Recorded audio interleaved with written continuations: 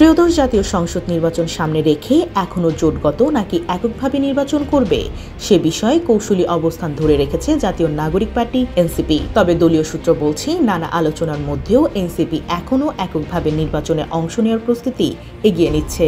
দলটির নেতাদের ভাষ্য, নির্বাচন করতে হলে জোট বাধ্যতামূলক নয়, বরং সংস্কার, বিচার এবং জুলাই সনদের বাস্তবায়নের প্রশ্নে যে কোনো রাজনৈতিক দলের সঙ্গে ভবিষ্যতের সমঝোতার দরজা খোলা থাকতে পারে। দলীয় সূত্র জানায়, ৩০০ আসনেই প্রার্থী দিতে যাচ্ছে এনসিপি। তাদের প্রার্থী তালিকার 40% দলীয় প্রার্থী, 60% বাইরের প্রার্থী চূড়ান্ত করা হয়েছে। অনেকেই জুলাই গণঅভ্যুত্থানের সময় সক্রিয় ছিলেন। সারা দেশে 100 আসনের প্রার্থী ঘোষণা আগামী 2-3 দিনের মধ্যেই দেওয়া হতে পারে। ডিসেম্বরের মধ্যেই বাকি 200 আসনের তালিকা চূড়ান্তের লক্ষ্য।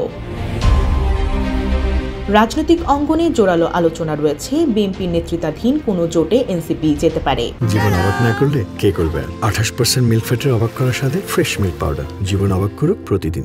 রাজধানীর কিছু আসনে বিএনপি প্রার্থী দেবে না, এমন কথাও ঘুরপাক খাচ্ছে বহুদিন। বিএনপি ইতিমধ্যে ঢাকার 20টি আসনের মধ্যে 16টিতে এবং সারা দেশে মোট 272 আসনে প্রার্থী দিয়েছেন। তবে এখনও জোট নিয়ে কোনো আনুষ্ঠানিক সমঝোতা হয়নি বলে জানিয়েছে এনসিপির নেতারা। শুক্রবার বিকেলে এনসিপির যুগ্ম সদস্য সচিব ও মিডিয়া সেলের সম্পাদক মুশফিক উস সালেহীন বলেন, এনসিপি এককভাবে নির্বাচনের প্রস্তুতি নিচ্ছে। আমাদের সঙ্গে জোট নিয়ে কোনো আনুষ্ঠানিক আলোচনা হয়নি। যা প্রচার হচ্ছে সেগুলো আমাদের খাটো দেখানোর প্রোপাগান্ডা। তিনি আরও বলেন, দলের ভিশন ও সংস্কারমুখী ভাবনার সঙ্গে মিল পাওয়া গেলে ভবিষ্যতের সমঝোতা বা জোট হতে পারে। তবে জোটের জন্য আমরা অপেক্ষা করছি, এমনটি সত্য নয়।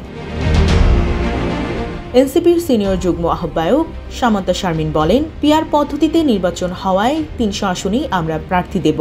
তরুণ ও অভিজ্ঞদের সমন্বয়ে শাপলাকলির শক্তিশালী উপস্থিতি তৈরি করাই লক্ষ্য।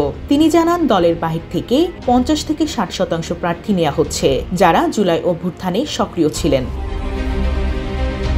জুলাই গণঅভ্যুত্থানে ছাত্র নেতৃত্বের 2 গুরুত্বপূর্ণ মুখ মাহফুজ আলম ও আসিফ মাহমুদ সজীব ভুইয়া এনসিপিতে যোগ দেবেন কিনা তা নিয়ে জোরালো আলোচনা রয়েছে। শোনা যাচ্ছে, বিএনপির সঙ্গে জোট না হলে তারা এনসিপিতে যোগ দেবেন না। আবার অন্যদিকে সরাসরি বিএনপিতে যোগ দিয়ে নির্বাচন করতে পারেন, এমন কথাও প্রচলিত আছে।